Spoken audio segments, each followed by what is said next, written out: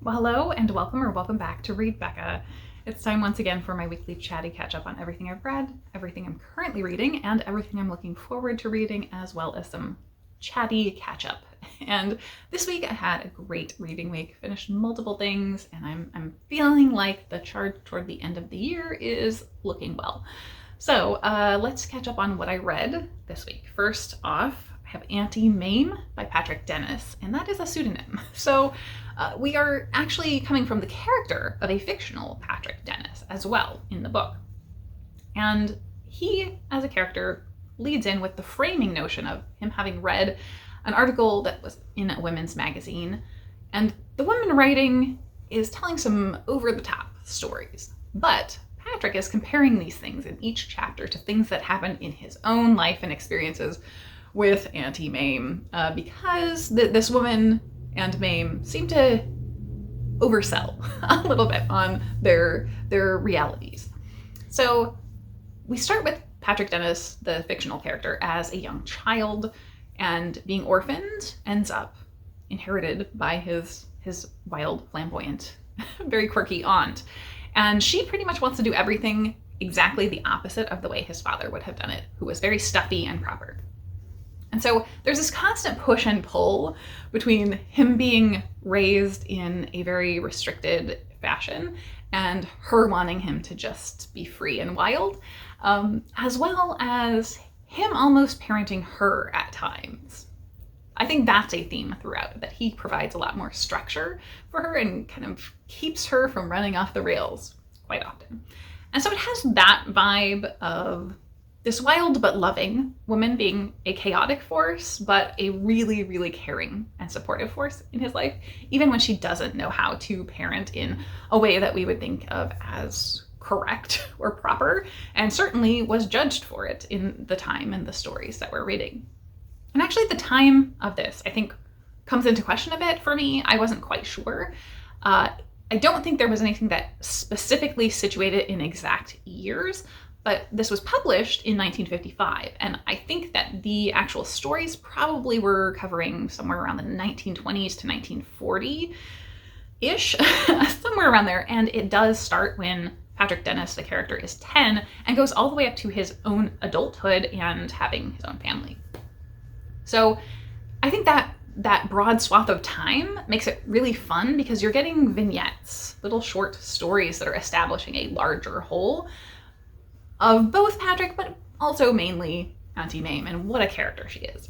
She kind of reminded me a little bit of an adult version of Amelia Bedelia, a children's book I read as a kid, who has all these kind of harebrained schemes, and the way she thinks about things is just a little bit off very often.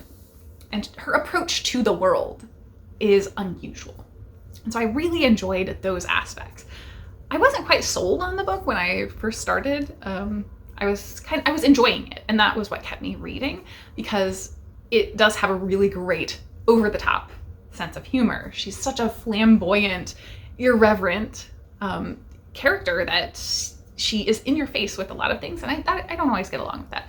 But it's also sort of satirical, and some of the over-the-top elements and satire didn't quite land with me, particularly at the beginning. There's a character who is kind of racist, and I think at that point it was just showing that the character was naive and didn't really know a lot, and yet it was very off-putting. But you see over the course of the book, if you keep with it, that this is very much skewering that kind of idea and ignorance.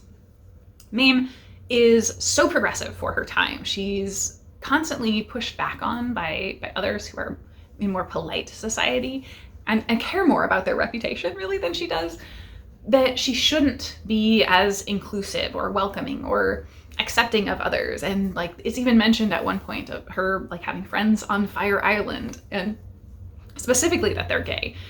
And so she was this very welcoming person, but not for the sort of people who were looking down, the elites. Although she is a disgraced wealthy person a bit as well. So she moves in circles with wealthy people, definitely. But she's just not the norm. Where this did really win me over was at the end. The last couple of episodes, vignettes, whatever we want to call them, the couple stories at the end were very specifically engaging social justice topics. And I really enjoyed them because Auntie Mame kind of stands up to classism and Nazi sympathizers. And I wasn't expecting that, but really, like, she is very loud and brash in their faces. And also is doing things in smart ways, I think, that you wouldn't think of being visible at the time, I think, even in the 50s when it was written. So I loved that aspect. And it was just like, I was cheering right along with Mame as she was battling the bad guys, more or less, verbally. And yeah, I felt like this was such a hopeful, charming, funny book. Also, interestingly, I didn't know, I knew it was a play as well, but I did not know there were major productions of this that included some famous characters, like Angela Lansbury played Mame, who I love. In her younger years, she did a lot of musicals, and one of my very favorites is Pirates of Penzance, that she was in with Kevin Kline and Linda Ronstadt. Such a great production, but she was the relatively young nurse in that. And yeah, I need to now seek that out because this was such a charm and delight. Also, kind of interestingly, the copy that I had seems to have been put out after the fact, and it had an afterword by the author's son, but it also mentions very clearly in his bio that while he was married and had kids, he was very openly bisexual, it sounds like, and lived a life that wasn't socially acceptable. So I feel like you can see those aspects of him being this outsider and kind of a flamboyant person as well within the story, certainly. Even though the Patrick Dennis of the book seems much more straight-laced. But maybe one thing that kind of held me back from total enjoyment of the book is that looking at this from a modern lens, aside from the minor dated moments, looking at this character, I see potentially very strong signs of something like bipolar disorder. This is a person who's really charismatic and doesn't really respect social norms, and that's great, but she's also very impulsive and reckless in a lot of the decisions she makes. And so you see those signs of something like mania there as well. And reading through, obviously it's fiction, so I was able to, suspend my disbelief, but I kept having that at the back of my mind of being like, this is not making fun of her, but it does feel it's almost glorifying something like that, where the chaos in this little boy's life probably would have been harmful if it were real. But it's not real, so I got to just enjoy a kind of silly story. So anyway, onward to something else entirely, some fantasy. I read both Goblins and Greatcoats and Brigands and Breadknives by Travis Baldree.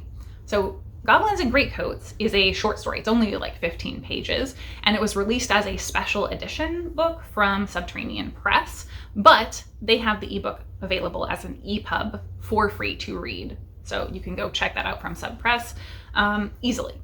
Anyone can read that. And that one just kind of introduces the goblin character, Zill. So there's not much to that. It was fine. It did blow me away. It's a 15-page story.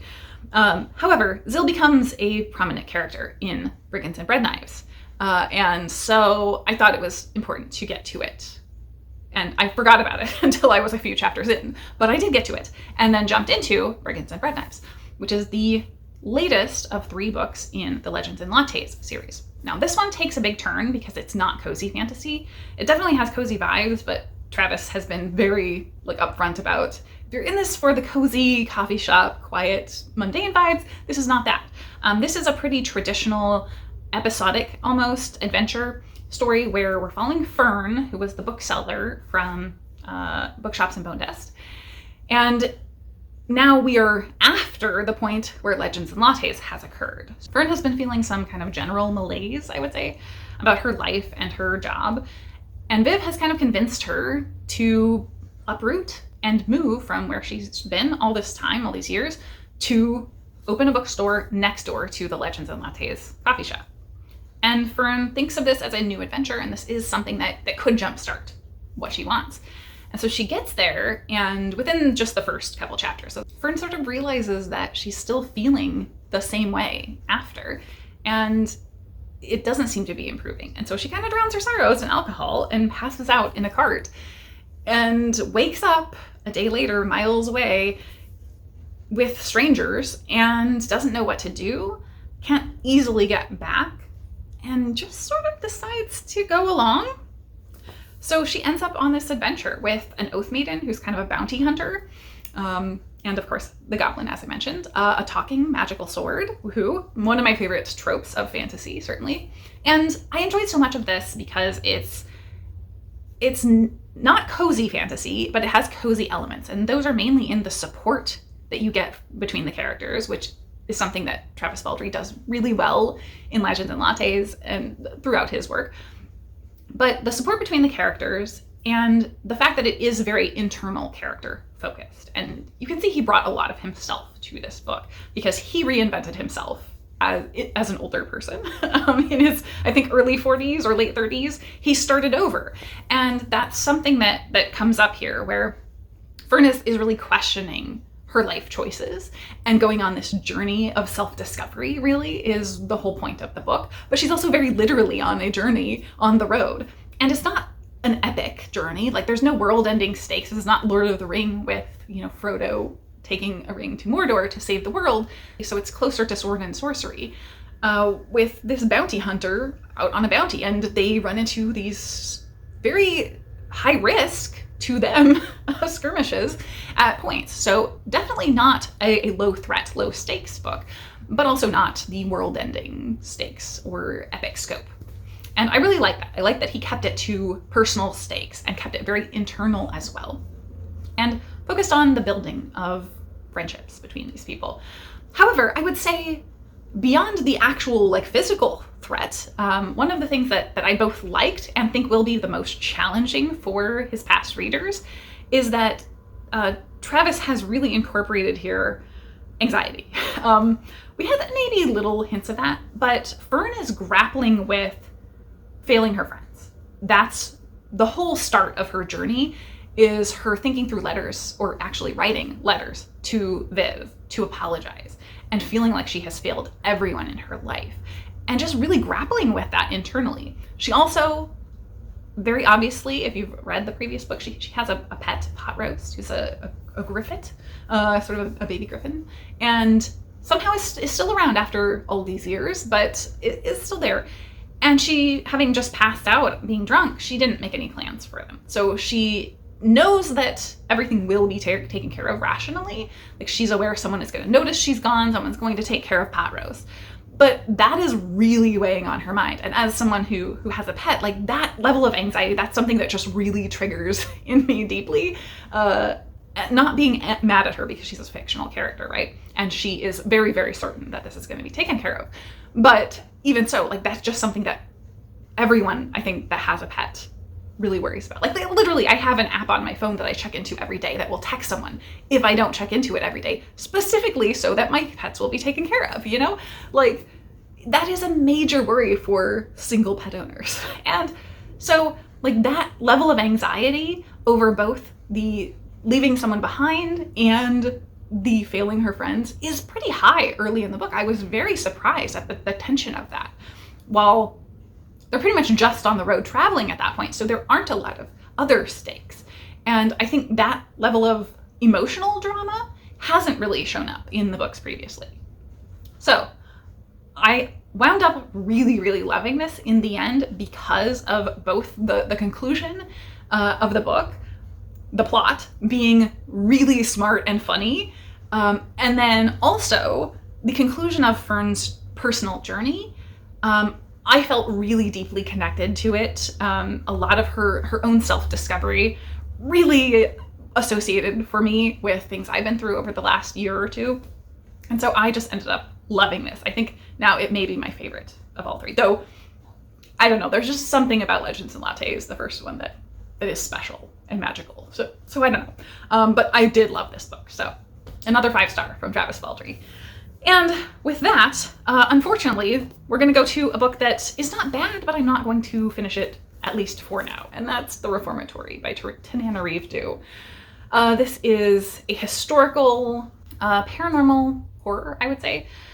This is following a brother and sister, kind of in alternating perspectives, in the abolition Southern US, And we're following mainly the boy as something he does leads to him being sent to a reformatory, though that seems like a massive overreaction, as pretty typical.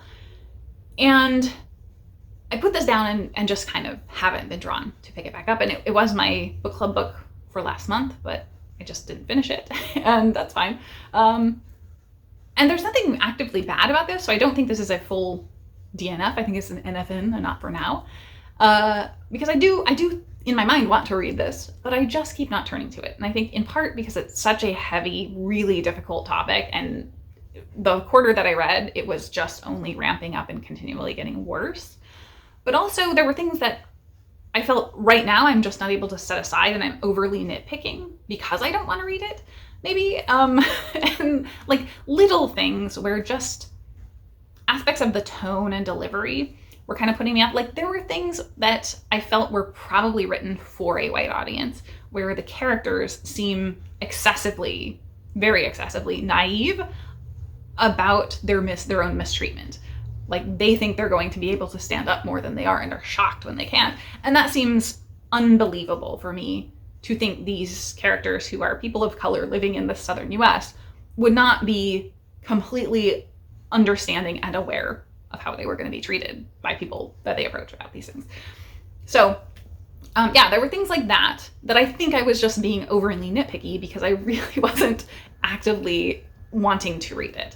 And so I want to go into it when I'm ready for the best possible reading experience. I'm not like being biased against it. Like I think I'm going to enjoy this, and it was flying by when I was reading it. So it's going to get set aside for now after more than a dozen chapters. So onward to the stuff I'm actively reading. Excellent news. We're House of Leaves.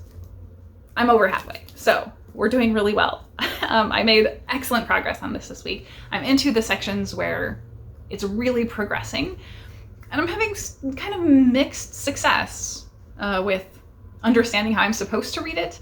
I need to read more lightly, I think, than I am, because it's hard not to get just sucked into reading every single little thing and trying to find meaning in it. And a lot of it doesn't have meaning. So I need to continue on with House of Leaves. I'm still buddy reading We of Little Faith by Kate Cohen. So that is onward and upward. As far as stuff that I watched this week, I watched Just Makeup, a Korean makeup competition. And it's very like survival competition show style. So for me, it very much formatted the same way as Culinary Class Wars. And I think somebody, a couple challenges in, actually compared it to that, because it's like brutal cuts where they're cutting the whole field in half, basically, every time. And it's a massive pool of competitors that are really like top of their game, and up and comers that are really famous, stuff like that. And Culinary Class Wars is coming back, I think, next week for a second season. That's exciting. And then the other thing I watched was The Escape Artist. This is a British crime series starring David Tennant, which is my absolute weakness. I didn't even know there was another one out there for me to watch. I think every time I've thought I've watched all of his crime series out there, I always discover another one. So I was very happy and pleased that this was out there, but also this is really, really intense. So I enjoyed it though. I thought it was top notch of those types of shows. David Tennant's character is a barrister, and basically like a defense lawyer from the US perspective. And he gets on the wrong side of this really insidious criminal who he was defending and did so successfully, but yet he ends up on the wrong side of this guy. And things ensue. And it is really, really harrowing, difficult, and terrible, like across the series. Like this guy is really brutal and awful and very psychopathic. But that's what, for some reason, we all love in these types of series. So really tense, really thrilling, like big time thriller vibes. Otherwise, my week was, I would say, pretty quiet, but it was very dedicated to, or I try to make sure I carve out time in December to get all my stuff wrapped and packaged and mailed off, because most of my friends and family are not local. I mean, I have some, but most of my friends and family are scattered elsewhere. And so I have to ship things all over the place because I do really enjoy giving gifts. And so that takes some amount of considering that I need to actually get things wrapped and sent in time. And I did. I succeeded at getting everything in multiple, I think I took 3 trips to the post office to get things mailed, but I got everything sent off. And so that is like my hooray adulting done for the week. I also had like pretty big news this week in that I finished my Invisalign journey. So my teeth are officially fixed. We're not done yet though. So I have, I'm wearing it right now. I have a retainer in. Thankfully, the retainer seems much easier to talk in versus the aligners for Invisalign.